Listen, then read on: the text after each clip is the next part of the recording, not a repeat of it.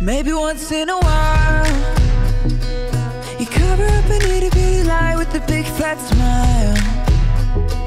But an itty bitty lie still lie, and that's not your style. Boots stick to the middle of the path from mile to mile. Maybe you want it real bad, so you take it. Maybe you make the promise, but then you break it. Maybe you didn't learn the words, so you fake it. And you feel a little low. But if instead you move straight ahead, keeping your promises, you'll be living straight up. If you move too far to the side, then you're gonna get stuck. It might feel like a little lie, but it's gonna catch up. Do what you say you're gonna do, you'll be on your way up. Instead you're on your way up. You'll be living straight up.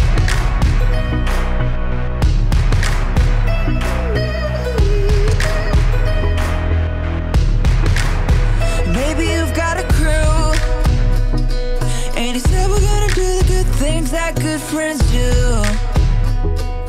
And everybody's still a good friend who sticks like glue. Cause everybody did what they said and everybody was true. Maybe you wanted it but you didn't take it. Maybe you promised and then you didn't break it.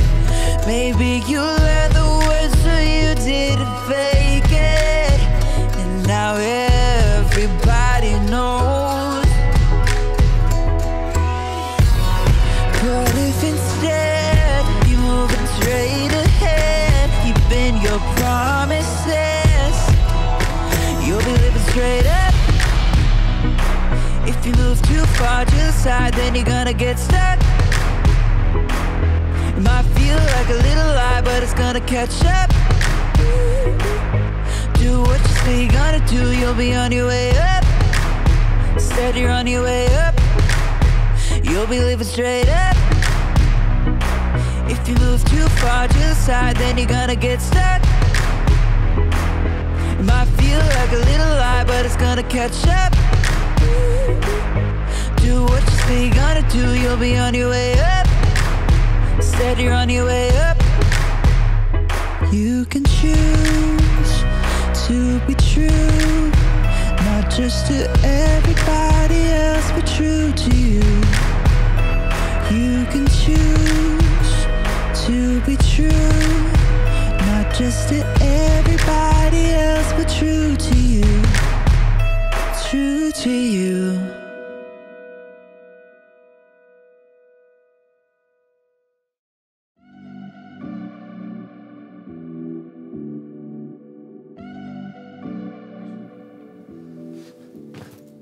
Hello, friends. It's me, Graham, and I am a hero. Hee-yah! Hee-yah! Hee-yah! Hee-yah! Uh-oh. Well, okay, I'm not a real hero, but I'm pretending to be one. It's fun to be a hero because heroes have integrity. Integrity is choosing to be truthful in whatever you say and do. And heroes, above everything else, are truthful. Of course, it's also fun to pretend to be the villain. Now you will know the power of the bucket. For I, Buckethead, am your second cousin once removed. No, that's impossible! We look nothing alike! Would I lie to you? Yeah, probably. You're right, I probably would.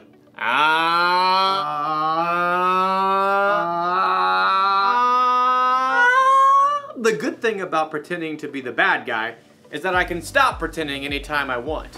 But as you'll see in today's story, when you cheat and lie in real life, it's a little harder to take your mask off. It's really hard to breathe in here. I'll see you all back here soon.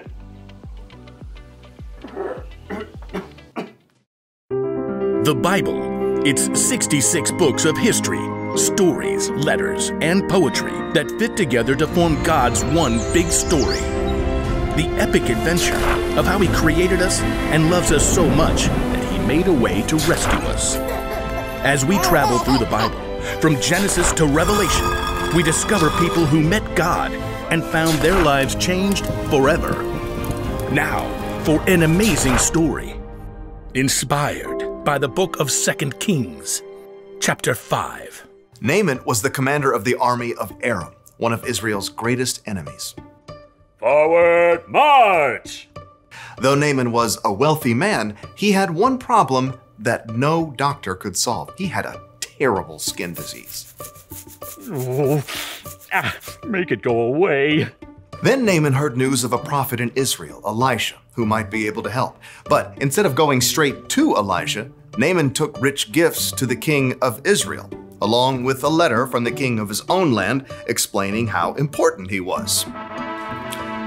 The king of Israel frowned as he read the letter from his enemy, the king of Aram. I am sending my servant Naaman to you with this letter. I want you to heal him of his skin disease. What? No! I'm not God. Your king is trying to pick a fight with me. But I just Not listening. La, la, la, la. The king of Israel made such a fuss that Elisha heard the news and sent a messenger. It was probably his trusted servant, Gehazi. I'm a good guy. Trust me. Gehazi took Elisha's message to the king. Elisha says tell the man to come to me. Gehazi raced back home to help Elisha prepare for the important visitor. And sure enough, the king of Israel sent Naaman straight to their doorstep. Gehazi peeked out the window. Look how low the chariot is riding. What's in the back? Embroidered robes and bags of something? Gehazi. Hurry up. You gotta look good for this guy. I'll get you your best robe. Nope. You're not wearing the robe? I'm not going out. Not going out? No, you are. But my robe? What's wrong with your robe? It's old. It's not even a decent name brand like Melchizedek or Queen Jezebel. Elisha sent his servant out the door with a message for Naaman. Are you the prophet? No. But let me just say that is one excellent chariot. I see you got the golden hubcap. Where's Elisha? He says, go, wash yourself in the Jordan River 7 times. Then your skin will be healed. You will be pure and clean again. I thought Elisha would come out himself. I know, right? Look, can't he just say some words and wave his hand and, make me better? That's what I was thinking too. And the Jordan River? I mean, it's full of muck and tadpoles and... forget it. Naaman tore off, angry, but his servants convinced him to follow Elisha's instructions. Naaman dipped 7 times in the murky Jordan River, and when he rose from the water on his 7th time... What?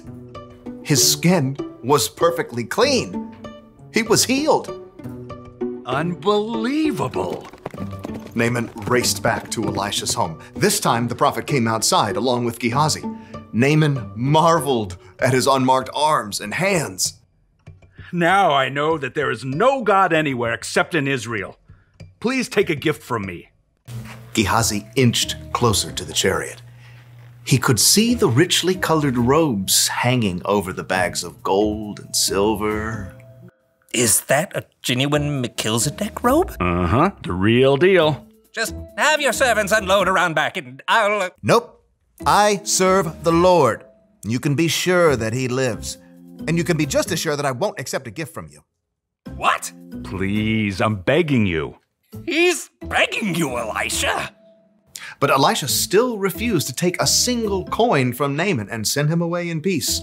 Elisha went back inside, leaving Gehazi speechless on the doorstep. What? No. Seriously? Gehazi could still see the dust kicked up by the horse's hooves. Elijah should have taken something. If he didn't want it, he could have just given it to me.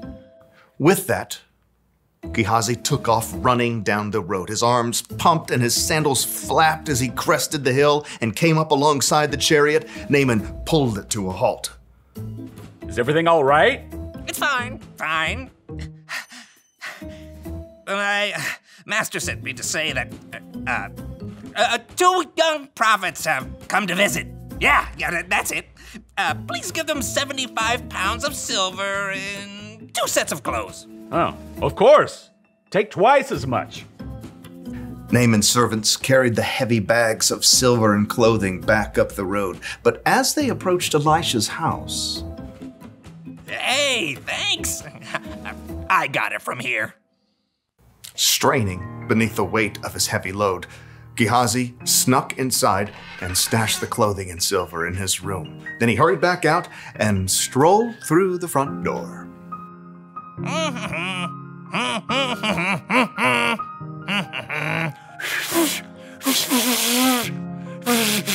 Can't whistle. Elisha studied him with sharp eyes. "Where have you been?" Oh, me? I didn't go anywhere. "Didn't my spirit go with you? I know Naaman greeted you. I know you took money and clothes." I was just being nice to the horses, making their load lighter. "You and your family after you will have Naaman's skin disease." But then I can't wear my new robes. Sure enough, Gehazi's skin was soon covered with sores, just like Naaman's was.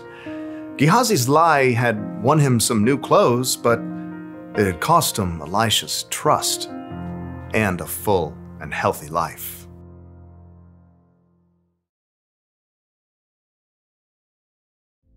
Elisha's servant Gehazi told some lies, didn't he? He lied to himself, saying he needed more stuff than he already had. He lied to Naaman to get the stuff. Then he lied to Elisha about all of it. Maybe Gehazi wasn't a bad guy, but would you be able to trust somebody like that? Never! What if someone lied to you? What if they said they were going to keep a secret, but they let it slip out? Or if they said they'd do one thing, but then did something else instead? Do you still trust them? Oh no! It's harder to trust people after they've let you down, right? Correct! It works the same way when we're the ones who tell the lie or don't do what we say we'll do. It can make us come across as the villain. So here's the one very important thing to remember. When you're not truthful, you lose trust. When you are truthful, you're the hero! And if you need even more evidence that being truthful is the way to go, look to Jesus. He always did exactly what he said he would do. He can be trusted no matter what. That's what I want to be. What do you say, Buckethead? Will you turn from your villainous ways? Do I get to keep the bucket? Sure. It's a deal! Great! Go be heroes, everyone. Bye! Hey, Buckethead, how do you feel about tacos?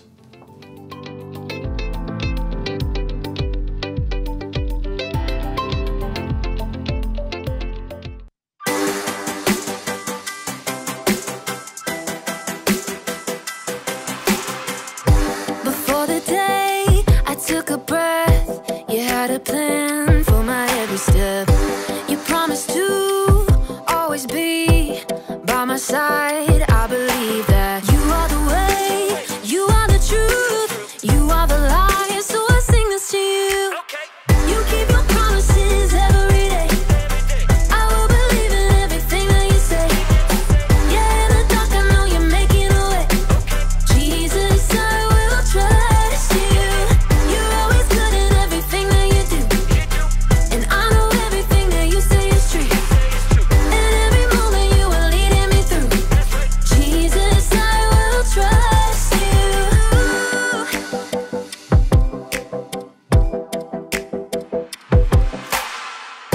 I wanna be honest and true and do what's right.